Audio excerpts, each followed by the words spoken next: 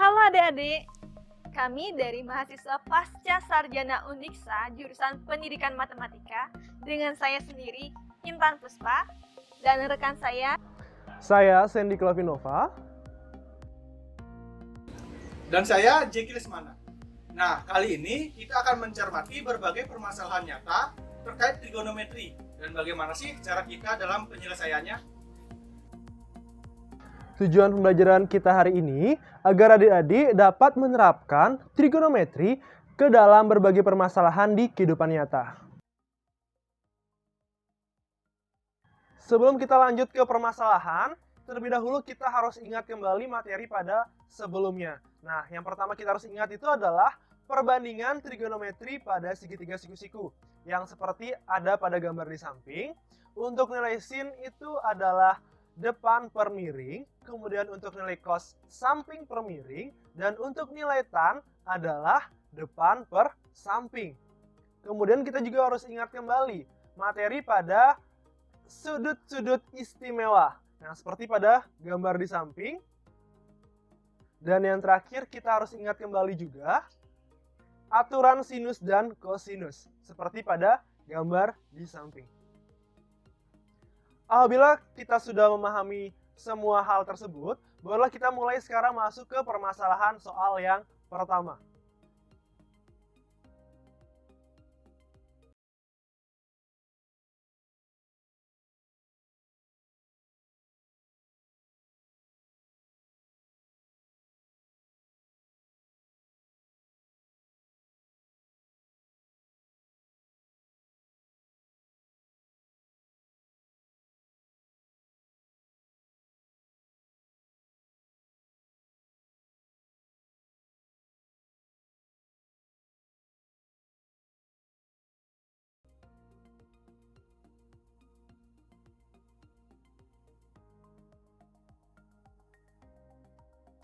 Seringkali kita berada di tempat yang tinggi, misalkan seperti ada di pegunungan, atau ada di gedung yang tinggi, atau bahkan kita sedang ada di atas pesawat. Nah, pernah nggak sih kalian terpikirkan untuk melihat benda-benda yang di bawah kalian, berapa kira-kira jarak dari benda A ke benda B? Nah, untuk itu, inilah kita perlukan namanya ilmu trigonometri. Dan sebelum itu, kita cari tahu terlebih dahulu apa sih dari sudut depresi itu sendiri. Nah, ini dia sudut depresi. Sudut depresi ini merupakan sudut yang terbentuk antara garis lurus mendatar dengan posisi pandangan pengamat ke bawah, seperti yang terlihat pada gambar ini.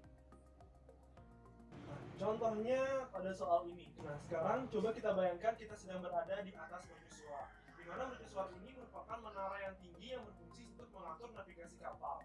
Dan ketika kita sedang berada di atas mercusuar ini, kita melihat ada dua buah kapal yang berada pada garis lurus, sebut saja kapal A dan kapal B, di mana kedua kapal ini memiliki sudut depresi yaitu 45 derajat dan 30 derajat.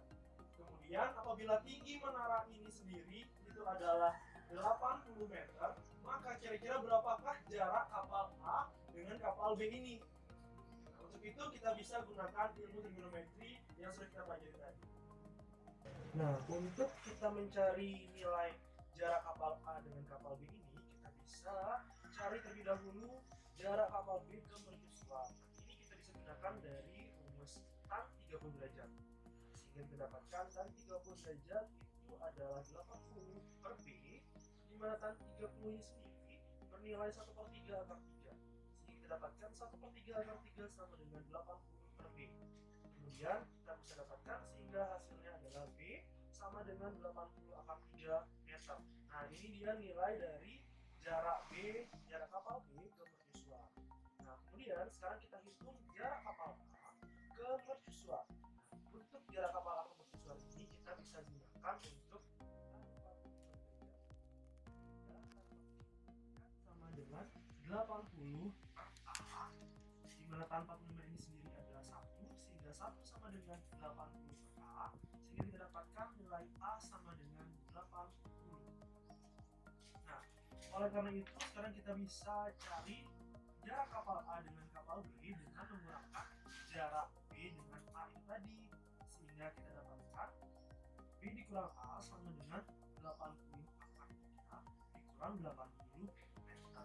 Nah, ini dia tadi jarak dari kapal B ke kapal A yang yang kita bisa cari dengan menggunakan rumus trigonometri.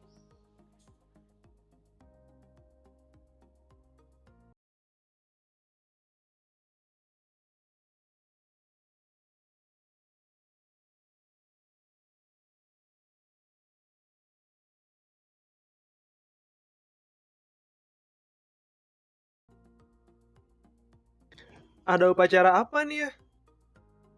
Oh, ini Hari Raya Galungan. Biasanya saat Hari Raya Galungan, umat Hindu membuat penjor loh. Penjor. Apa itu penjor ya?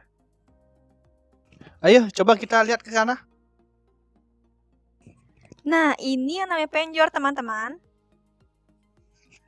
Oh, ini.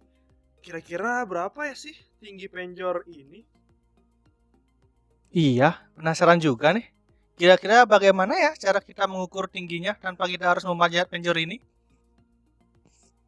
Oh, itu mudah sekali. Masalah tersebut bisa kita selesaikan dengan perbandingan trigonometri pada segitiga siku-siku. Sebelumnya, mari kita mengingat kembali tentang perbandingan segitiga siku-siku pada trigonometri yang sudah dijelaskan oleh Kak Sandy. Nah, untuk menghitung tinggi suatu benda, kita dapat menggunakan teori tersebut. Untuk lebih jelasnya, mari kita saksikan ilustrasi berikut.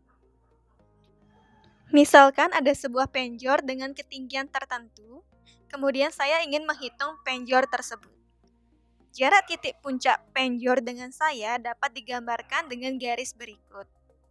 Nah, kemudian jarak saya dengan penjor dapat kita gambarkan dengan garis horizontal ini, sehingga membentuk sudut elevasi sebesar alfa. Gambar ini jika kita tarik garis dari puncak, maka akan membentuk segitiga siku-siku. Misalkan, jarak titik puncak dengan mata saya ini yang tegak lurus adalah H. Jarak dari saya dengan penjor misalkan X. Kemudian tinggi saya misalkan T. Dari gambar ini, kita bisa lihat bahwa perbandingan yang bisa kita gunakan yaitu perbandingan antara sisi depan sudut alfa dengan sisi samping sudut alfa. Karena sisi depan sudut alfa adalah sisi yang akan kita ukur ketinggiannya, kemudian sisi yang berada di samping alfa adalah jarak saya yang dapat diukur. Dengan demikian, untuk mengukur ketinggian dari H ini, kita dapat menggunakan perbandingan trigonometri dari tangen alfa. Jika kita misalkan ini dengan ABC, maka tan alfa sama dengan sisi depan yaitu BC dibagi sisi samping yaitu AB. Maka diperoleh tangen alfa sama dengan H per X. Kemudian tinggi penjor dapat kita cari dengan H ditambah T. Nah, untuk menghitung penjor yang ada di depan kita, pertama kita ketahui dulu jarak dari saya ke penjor adalah 4 meter. Kemudian tinggi saya yaitu 160 cm. Bagaimana cara kita untuk mencari penjor yang ada di depan kita? Caranya sebagai berikut. Tinggi penjor dapat kita cari dengan menggunakan perbandingan trigonometri yaitu tan alfa sama dengan H per X. Kemudian tan 45 derajat sama dengan H per 4 sesuai dengan yang diketahui di awal. Nah, kita tahu bahwa nilai dari tan 45 derajat yaitu 1. Maka H sama dengan 4 dikali 45 derajat yang menghasilkan 4 meter. Untuk tinggi penjor dapat kita cari dengan H ditambah T, yaitu kita ketahui bahwa H itu bernilai 4 meter, kemudian T itu 160 cm, yang kita ubah menjadi satuan meter, sehingga menjadi 4 meter ditambah 1,6 meter, hasilnya yaitu 5,6 meter. Maka tinggi penjor adalah 5,6 meter.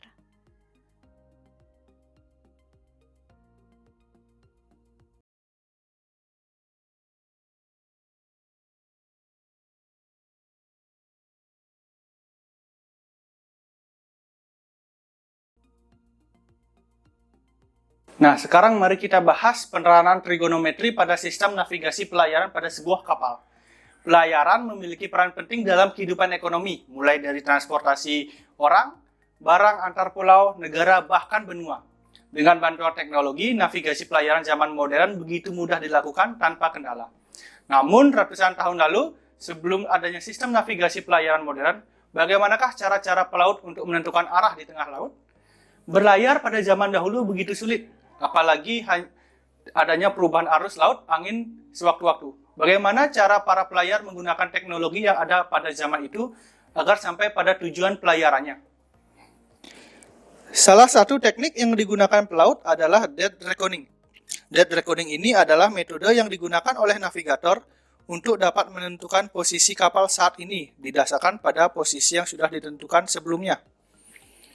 Hal ini juga memungkinkan untuk menghitung posisi berlayar masa depan dari posisi yang sudah dihitung saat ini.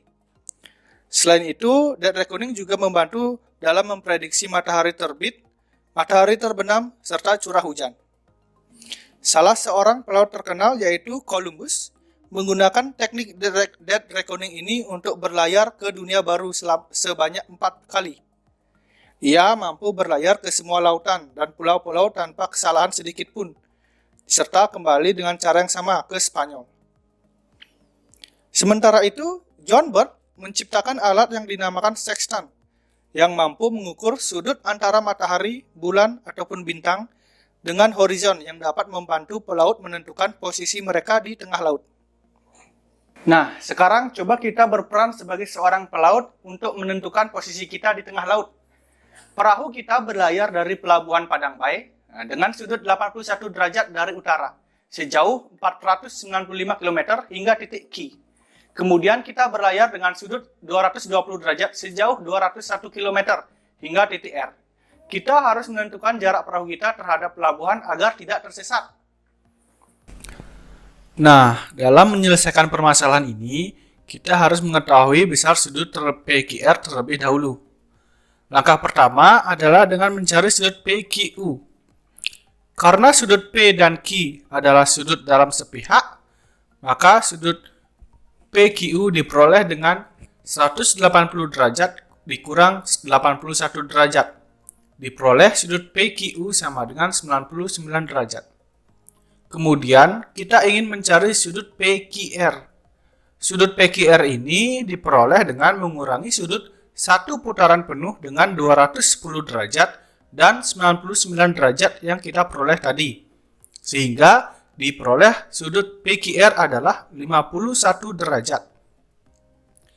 Langkah berikutnya, untuk mencari jarak X, yaitu jarak kapal terhadap pelabuhan, maka digunakan rumus aturan kosinus. Diperoleh hubungan X kuadrat sama dengan PQ kuadrat tambah QR kuadrat kurang 2 kali PG kali QR kali cos Q. Dengan memasukkan nilai-nilai yang ada, kita akan peroleh nilai dari X kuadrat yaitu 197.197,53. Kemudian dengan mengakarkan X kuadrat, kita akan memperoleh nilai dari X yaitu 396,48. Sehingga dari permasalahan di atas, dengan menggunakan aturan kosinus, kita akan memperoleh jarak kapal terhadap pelabuhan sekarang adalah 396,48 km. Bagaimana? Gampang bukan?